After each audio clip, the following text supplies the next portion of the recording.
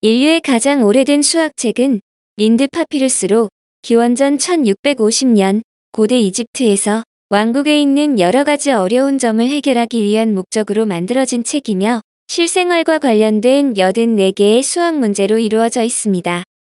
예를 들면 아하와 아하의 7분의 1을 더하면 19가 될 때 아하를 구하면, 이때 구하는 아하를 미지수 x라 하고 식을 세우면 x 더하기 7분의 x는 19가 되고, 이러한 등식을 방정식이라고 해요. 이 수식의 특징은 x 더하기 7분의 x와 19가 서로 같음을 뜻하는 등호로 연결이 되어 있어요. 그래서 등호를 만족시키는 미지수 x의 값을 구하게 되면 주어진 문제가 해결된다는 겁니다. 이 방정식을 영어로 하면 equation이라고 하는데, 형용사 같은을 뜻하는 영어 equal의 명사형으로 동일시라는 뜻입니다.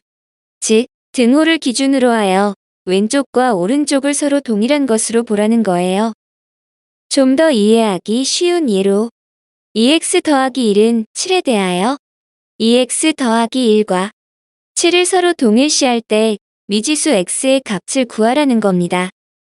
참고로 린드 파피루스에 있는 수학 예제를 현재 우리가 사용하는 수학적 언어로 표현한 것이므로 고대 이집트인들은 현재와 같이 표현하지 않았고, 또한 그 풀이법도 현재와 다른 접근 방식으로 문제를 해결했습니다. 서로 같음을 나타내는 기호인 등호에 관하여 알아볼까요? 등식이란 등호가 있는 식을 말해요. 등호는 1557년 영국의 수학자 로버트 레코드가 자신의 책 지혜의 숫돌에서 처음 사용했는데, 세상의 평행선의 폭만큼 똑같은 것은 없다고 생각해서 두 손으로 등호를 나타내기 시작했어요.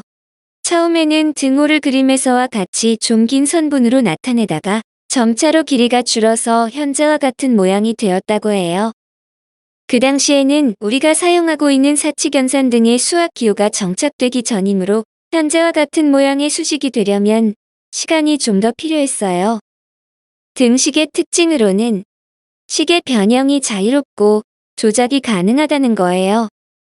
예를 들어 10은 1 더하기 9나 5 더하기 5 등과 같이 여러 가지의 모양으로 변형이 가능하고, 10은 5 더하기 5에서 등식의 양변에 같은 수인 1을 더하여도 등식이 성립한다는 겁니다. 이를 등식의 위대한 성질이라고 해요.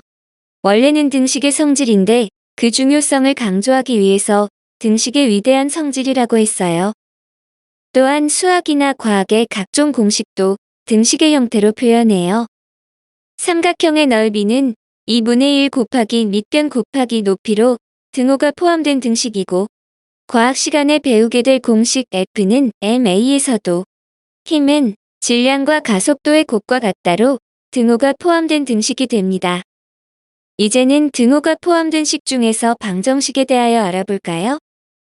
지금으로부터 2000년 전 고대 중국에는 구장산술이라는 수학책으로 공부를 했다고 해요. 구장산술이란 9개의 장으로 구성된 수학적 계산 방식을 서술해 놓은 책입니다. 그 중에서 제8장이 방정편으로 후대 19세기 청나라 수학자인 이설란이 서양의 이퀘이션에서 다루는 문제들이 구장산술의 방정장의 문제와 일형과 같고 문제의 해법도 유사하여 이를 방정식이라고 번역을 했어요. 여기서 방정이라는 용어의 의미를 살펴보면 고대 아시아권에서 복잡한 식의 계산에 산가지라는 도구를 이용했어요.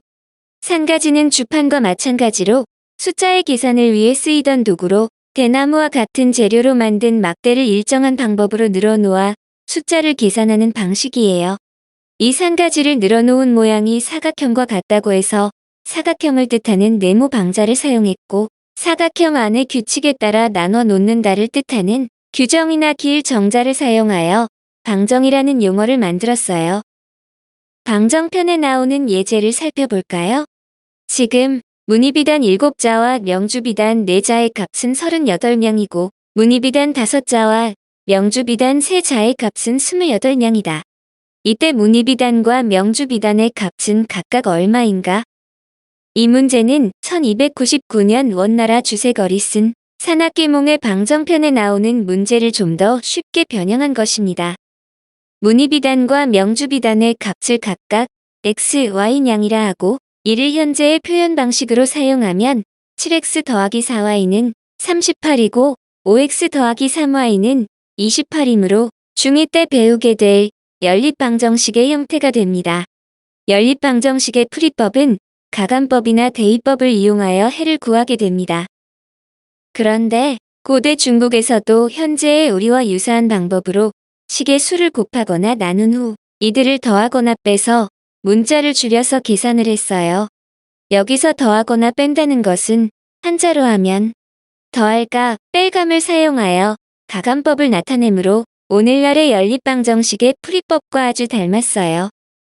참고로 그 당시 고대 중국의 풀이법을 따라 계산을 해볼게요. 1열과 2열에는 문의비단과 명주비단의 구매량과 가격을 다음 틀 안에 숫자로 기입을 했어요. 물론 여기서는 글자와 숫자를 이용하여 알아보기 쉽게 나타냈지만 그 당시엔 글자도 사용하지 않고 숫자도 산가지를 이용하여 표현했다고 해요. 여기서 1열에 있는 숫자 7, 4는 문의비단과 명주비단의 구매이고 숫자 38은 구매 가격을 뜻하고 2열의 숫자도 마찬가지예요. 먼저 각 행끼리 1열에서 2열을 뺀 값을 다시 2열에 적고 또한 2열 이행에 있는 숫자 3을 없애기 위해서 1열의 숫자에 각각 3을 곱하여 같게 하고 숫자 3을 없애기 위하여 1열에서 2열을 뺀 값을 다시 2열에 적고 2열 일행에 있는 숫자 5를 없애기 위하여 1열의 숫자에 각각 5를 곱하여 같게 한 후 2열에서 1열의 숫자에 각각 5를 곱한 값을 다시 2열에 적고 끝으로 2열 이행에 있는 숫자 3을 1로 만들기 위하여 2열의 숫자에 각각 3으로 나눠서 다음과 같이 동그라미를 친 부분에서 0과 1만으로 구성되어 정리된 표가 나오면 모든 과정이 끝나게 됩니다. 따라서 이 표를 해석하면 1행에서 문의비단 한자의 가격은 2냥이고 2행에서 명주비단 한자의 가격은 6냥이 됩니다. 답을 구하는 과정에서 특이한 점은 어떠한 수식도 없으며 단지 사칙연산과 숫자만을 이용하여도 구하고자 하는 답을 이끌어낼 수 있다는 겁니다. 이와 같이 동서양을 막론하여 고대 인류의 계산법은 현재 우리가 사용하는 수학적 계산 원리와 다르지만 나름의 합리적인 접근법을 제시하여 문제를 해결해왔음을 알고 아주 놀라게 됩니다. 여러분들보다 선배인 형이나 언니들이 방정식을 처음 배울 때 대부분 많이 어려워했어요.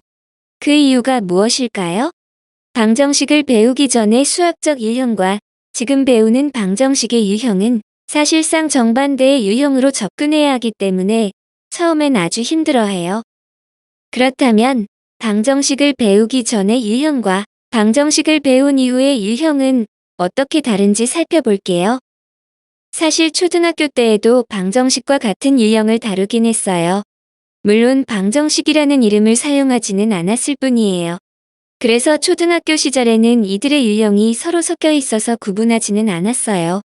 하지만 중등 수학에서는 방정식이라는 단원을 배우게 되므로 반드시 구분을 할 필요가 있어요. 방정식을 배우기 전의 유형은 다음과 같아요. 첫 번째는 연산에 관한 것으로 연산의 순서에 맞게 차례로 계산하다 보면 정답이 나오는 구조예요. 두 번째는 도형에서 주어진 직육면체의 건널비나 부피를 구하는 것으로 건널비나 부피에 관한 공식을 적용하면 정답이 나오고요. 세 번째는 거시속과 같은 공식에서 거리는 속력 곱하기 시간이라는 관계를 이용하면 정답이 나오게 되어 있어요. 이러한 유형들의 특징은 주어진 조건의 원인에 의하여 결과인 정답을 유도하는 과정이고 등호의 왼쪽에 있는 좌변을 계산하여 등호의 오른쪽에 있는 우변의 정답을 적으면 되고 즉 왼쪽에서 오른쪽으로 과정이 진행되어 다시 정리하면 주어져서 알고 있는 수인 기지수에서 구하고자 하는 수인 미지수, 즉 정답을 구해가는 과정입니다. 이번엔 방정식의 문제 유형을 알아보면 다음과 같아요. 첫 번째는 계산의 결과인 11을 이용하여 등호의 왼쪽에 있는 원인인 x의 값을 구해야 해요. 어때요? 구하는 순서가 이전의 유형과는 완전히 반대의 과정이죠. 즉, 오른쪽에서 왼쪽으로 진행이 되는 구조예요. 두 번째는 결과인 합이 24, 차가 2임을 이용하여 원인이 되는 두 자연수를 구하는 문제이고요. 세 번째는 넓이와 둘레의 합이 12가 되는 결과를 이용하여 원인이 되는 정사각형의 안변의 길이를 찾아야 해요. 이러한 유형들의 특징은 주어진 결과를 이용하여 구하고자 하는 원인이 되는 정답을 유도하는 과정이고, 등호의 오른쪽에 있는 우변을 이용하여 등호의 왼쪽에 있는 좌변의 정답을 적으면 되고, 즉, 오른쪽에서 왼쪽으로 진행이 돼요. 다시 정리하면 구하고자 하는 미지수를 주어진 조건을 이용하여 기지수로 바꿔가는 과정입니다. 이와 같은 이유로 방정식은 이전의 접근 방식과는 정반대의 과정이므로 어렵게 느껴지는 겁니다. 다음으로는 1차 방정식의 풀이에 대하여 알아볼까요? 1차 방정식을 풀 때 주어진 방정식에 직접 숫자를 넣어서 해결하는 수치 대입법이 있어요. 예를 들어 다음과 같은 1차 방정식에서 x의 자리에 2를 대입하면 3x 더하기 2의 값은 3 곱하기 1 더하기 2는 5가 되고, x의 자리에 2를 대입하면 3x 더하기 2의 값은 3 곱하기 2 더하기 2는 8이 됩니다. 이와 같이 차례대로 대입하면 3x 더하기 2의 값은 다음과 같아요. 이렇게 이어서 하다가 x의 자리에 6을 대입하면 3x 더하기 2의 값은 3 곱하기 6 더하기 2는 20이 됩니다. 즉, 20이 되게 하는 x의 값은 6이 되므로 구하는 방정식의 해는 x는 6이 됩니다. 이와 같이 하나씩 차례대로 대입을 했을 때 중간 과정이 길더라도 구해진다면 그 해를 찾을 수 있겠지만, 주어진 방정식이 복잡해지거나 아니면 해가 자연수가 아니라면 해를 구하기가 아주 곤란하겠죠. 예를 들어 다음과 같은 1차 방정식의 해는 분수의 형태가 되므로 아무리 많은 자연수의 값을 대입하더라도 절대로 구할 순 없어요. 그래서 수치 대입법이 아닌 일반화된 접근 방식이 필요합니다. 주어진 방정식의 모양을 x는 수의 꼴로 변형하면 일반적으로 해를 구할 수 있겠죠. 참고로 앞으로 방정식을 푸시오라는 문제를 자주 보게 될 거예요. 방정식을 풀라는 의미는 계산의 결과를 발생시키는 원인을 찾으라는 뜻이고, 그 원인이 되는 수를 미지수 x라고 해요. 그리고 방정식을 풀어서 알아낸 그 값을 근이라고 해요. 근은 한자어로서 나무의 뿌리를 뜻하고, 나무의 뿌리는 영어로 루트라고 하죠. 이 근이라는 단어에 대하여 알아보면 나무의 잎이나 열매가 되는 결과에 대하여 나무의 뿌리가 그 근본적인 원인이 된다는 겁니다. 즉, 뿌리로부터 나무가 만들어지듯이 오직 근만이 방정식을 참으로 만들 수 있다는 거예요. 예를 들어 사과나무라는 과수의 뿌리에 의하여 토양의 영양분을 공급받아서 결과인 사과 열매를 맺게 한다는 거예요. 그래서 방정식의 결과를 통하여 원인이 되는 근을 찾으라는 의미가 됩니다. 또한 푼다는 것은 한자로 하면 풀해를 사용해요. 여기서 한자해를 분해해서 살펴보면 칼도와 소와 뿔 각으로 구성된 글자인데요.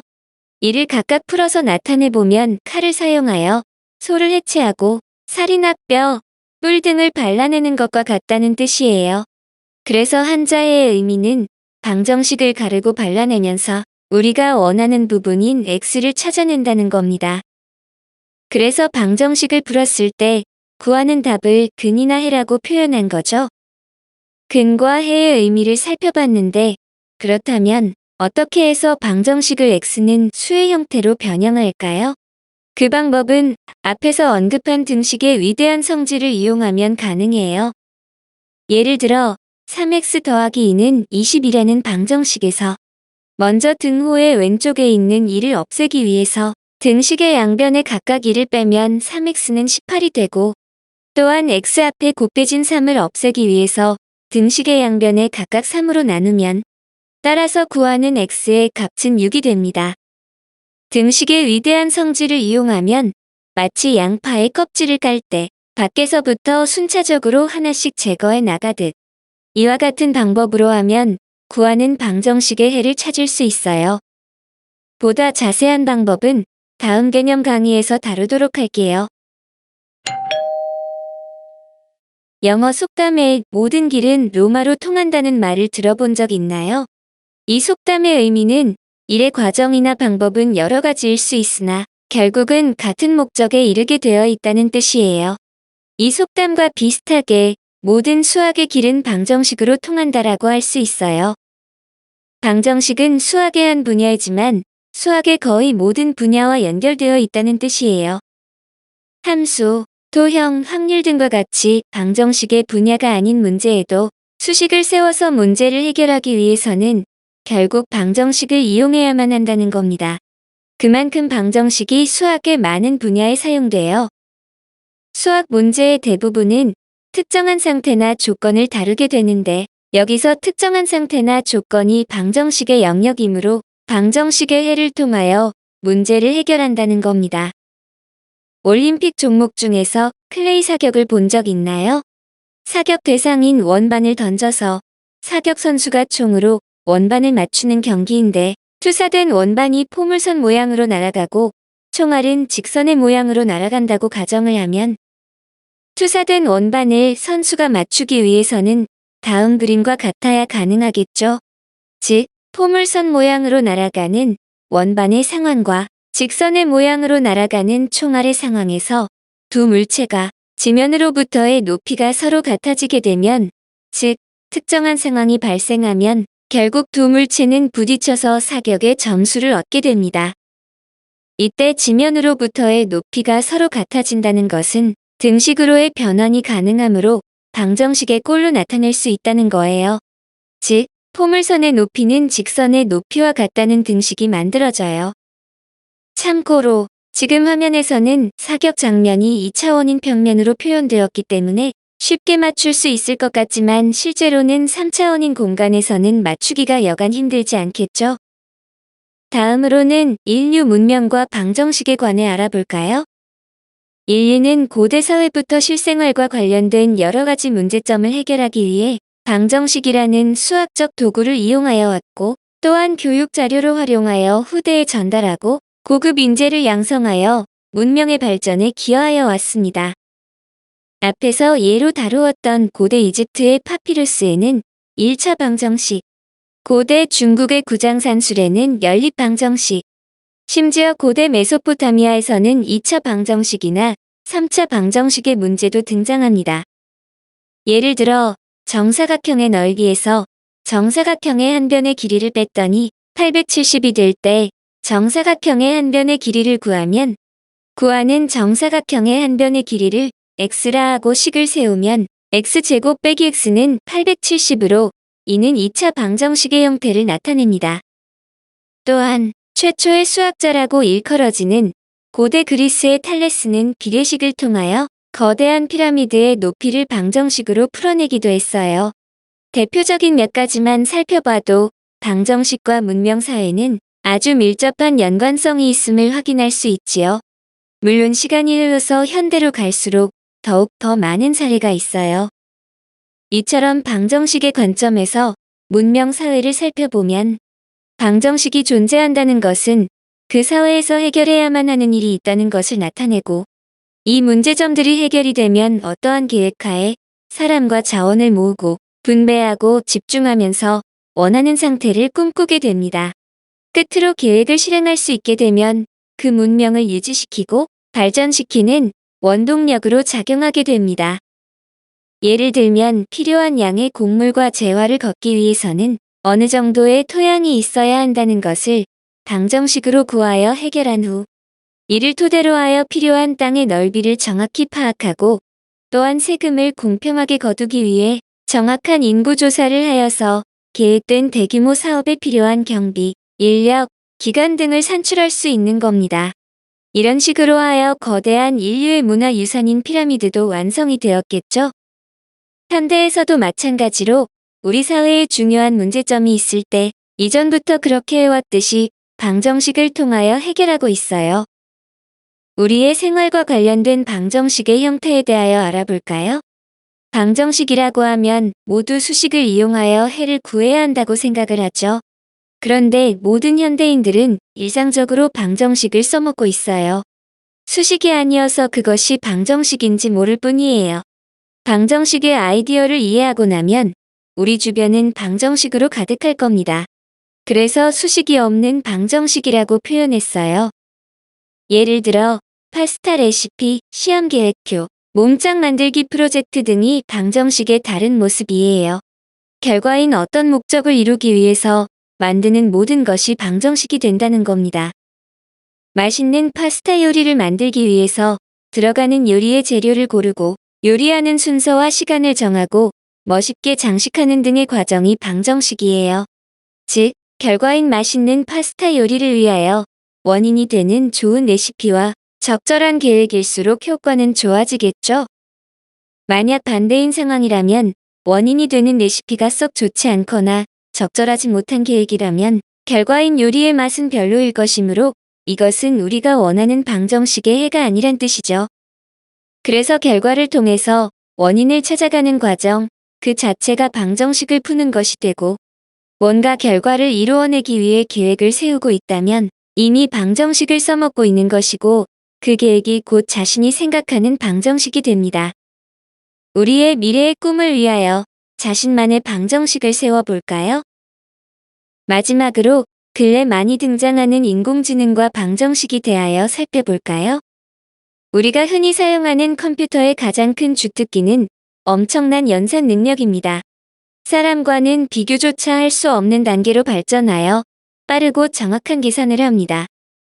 이를 극대화시킨 것이 슈퍼컴퓨터인데 우리나라의 슈퍼컴퓨터 누리호 5기의 연산 처리 속도는 지구 전체 인구 70억 명이 420년 동안 할 계산을 1시간 안에 마칠 수 있는 수준이라고 합니다. 인공지능은 영어로는 Artificial Intelligence로 줄여서 AI라고 해요. AI는 단순 연산을 기반으로 하지만 그 처리 속도가 상상을 초월하므로 놀라운 결과를 만들어냅니다. 그렇다면 AI는 단순 연산을 기반으로 하기 때문에 미분이나 적분과 같은 복잡한 수학의 연산을 가능할까요? 네, 가능합니다. 수학은 논리적이기 때문에 프로그래머가 되기 쉽다고 해요. 참고로 최초의 인공지능 프로그램은 1956년 개발된 수학 프로그램이었다고 합니다. 울프럼 알파라고 하는 계산용 검색 엔진이 있는데 이를 이용하면 주어진 방정식에 대하여 인수분해 방정식의 그래프뿐만 아니라 고등수학에서 배우게 될 미적분의 계산까지도 눈 깜짝할 사이에 척척 풀어버린다고 해요. 방정식을 순식간에 풀어내는 컴퓨터의 능력은 빅데이터를 발판 삼아 더 막강한 위력을 발휘하고 있어요. 그래서 이제는 빅데이터를 토대로 해서 방정식을 세우고 그 방정식을 통해 복잡한 문제에 대한 해결책도 가능한 시대가 되었어요. 예를 들어 어느 지역, 어느 시간대에 대중교통을 얼마나 배치할 것인가, 매장에 필요한 상품을 언제, 어느 정도를 준비해 두어야 하는가, 어떤 루트를 통해 상품을 모으고 배송하는 것이 효율적인가. 이와 같은 복잡한 문제에 대한 해결책은 이미 사람이 풀어낼 수 있는 수준을 완전히 초월한 상태이므로 인공지능을 잘 활용하는 방법에 대하여 노력을 기울여야 할 거예요. 초월적 능력을 가진 인공지능이지만 아직은 그 한계점이 존재해요. 방정식을 풀어내는 능력은 인공지능이 확실히 우월하지만 그 방정식을 세우는 것은 사람이므로 서로 보완하면서 협업을 해서 현대 사회의 문제점을 해결할 수 있어요. 지금까지는 방정식을 세울 때 수학적 모델을 이용하여 방정식을 풀어왔지만 복잡한 현대 사회에 딱 들어맞는 수학적 모델은 존재하지 않아요. 그렇기 때문에 이러한 문제점을 해결하기 위하여 인공지능은 데이터와 통계를 활용하여 해결책을 확률적으로 제시하며 또한 해결책에 대한 근거나 이유도 필요치 않게 됩니다.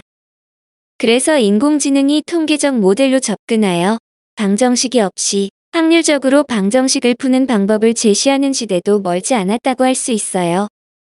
지금까지 방정식에 대한 프리스터디 강의를 진행하였는데 방정식에 대한 유래와 동서양 문명 사회와의 연관성, 또한 방정식이 어려운 이유를 분석하고 그 풀이법에 대하여 살펴봤으며 방정식을 수식으로만 고집하지 말고 우리 일상생활 속에서도 방정식의 개념이 존재함을 깨닫고 끝으로 핫 이슈로 다루어지는 인공지능과 방정식에 대하여 생각할 수 있는 시간을 가졌습니다.